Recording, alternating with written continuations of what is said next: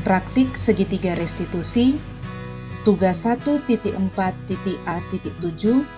demonstrasi kontekstual budaya positif. Oleh Megawati EM Kumambung SPD, CGP Kabupaten Minahasa Selatan. Apa itu restitusi? Restitusi adalah proses menciptakan kondisi bagi murid untuk memperbaiki kesalahan mereka, sehingga mereka bisa kembali pada kelompok mereka dengan karakter yang lebih kuat.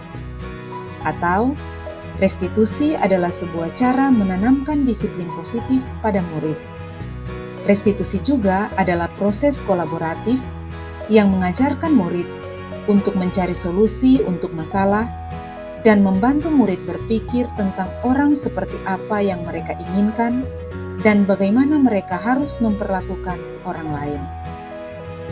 Diana Goosen dalam bukunya telah merancang sebuah tahapan untuk memudahkan para guru dan orang tua dalam melakukan proses yang menyiapkan anaknya untuk melakukan restitusi.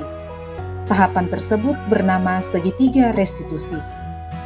Proses ini meliputi 3 tahap, dan setiap tahapnya berdasarkan pada prinsip penting dari teori kontrol. Ada 3 tahap dalam segitiga restitusi. Yang pertama, menstabilkan identitas. Pada tahap ini, teori kontrolnya, kita semua akan melakukan hal terbaik yang bisa kita lakukan. Tahap kedua adalah validasi tindakan yang salah. Teori kontrol pada tahap ini, semua perilaku memiliki alasan. Dan tahap yang ketiga adalah menanyakan keyakinan. Teori kontrol pada tahap ini adalah kita semua memiliki motivasi internal. Mari perhatikan demonstrasi praktik segitiga restitusi berikut. Dengan kasus, seorang murid yang malas membuat tugas sehingga tidak tepat waktu memasukkan tugas.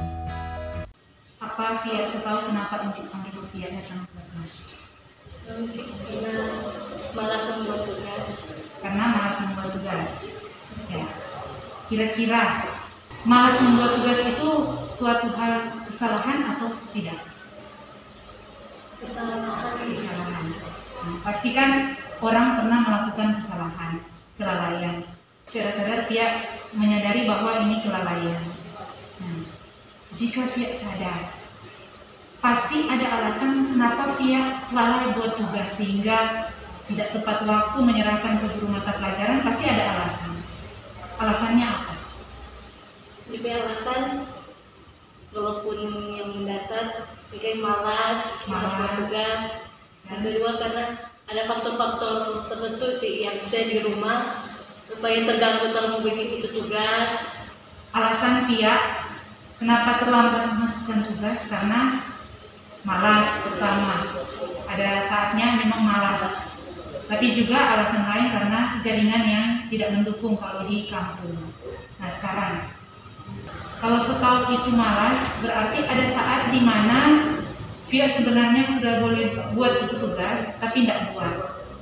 Kira-kira kalau suatu saat di momen seperti itu, cara efektif apa yang Fia boleh lakukan supaya ini rasa malas ini bisa dikalahkan, supaya Fia bisa membuat tugas yang diberikan. Pergi di tempat yang banyak jaringan sih, yang saya tempat di teman, di situ pun baru baking. Ada hal yang sebenarnya Fia boleh baking untuk mengatasi itu kemalasan. Contoh, bergabung dengan teman yang DP jaringan lebih bagus, jaringan internet. Tambah lagi misalnya kalau dengan teman lebih bersemangat membimbing tugas karena ada bersama-sama. Nah sekarang, kan dari awal kita sudah menyepakati di kelas bahwa untuk menyerahkan tugas itu tepat waktu. Kalau untuk menyerahkan tugas tepat waktu itu, menurut Fia adalah hal yang baik atau enggak? Baik.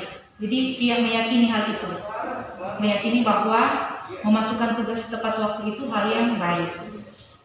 Kenapa baik? Karena kalau misalnya ada guru yang kasih tugas, kok mesti keluar itu hari. Nah mungkin itu guru bermaksud supaya itu tugas keluar itu hari, kok baru besok sudah ada beban lagi mengerjakan itu tugas. Jadi mengatur hal yang baik, Fia menyadari bahwa kenapa mesti tepat waktu, supaya tidak menumpuk. Jadi supaya besoknya ketika ada tugas kita hanya menghadapi tugas yang itu. Jadi yang sudah lewat sudah dilakukan sekarang.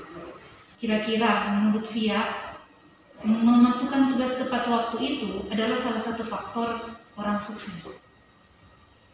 Menurut Via, menurut Via itu salah satu faktor. Nah, kan tidak ada sukses yang tanpa perjuangan. Pasti ada perjuangan untuk menggapai kesuksesan itu. Sekarang penciptanya. Kira-kira Via ingin menjadi orang yang sukses?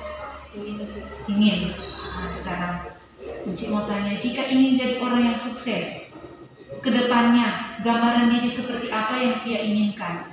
Kita suka itu kita diri itu berguna untuk orang lain, Berguna untuk orang lain. Jadi intinya menjadi orang yang berguna. Untuk mencapai itu kita pun harus memberikan dampak yang baik, teladan yang baik. Salah satu contohnya tepat waktu dalam tugas. Jika Via menyadari hal itu, meyakini itu hal yang baik, Via ingin menjadi orang yang sukses nantinya.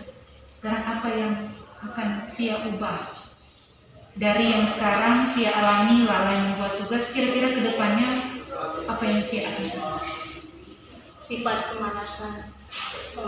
Misalnya ada tanggung jawab yang akan diberikan, sejaknya itu dilakukan dengan baik, dikerjakan dengan baik.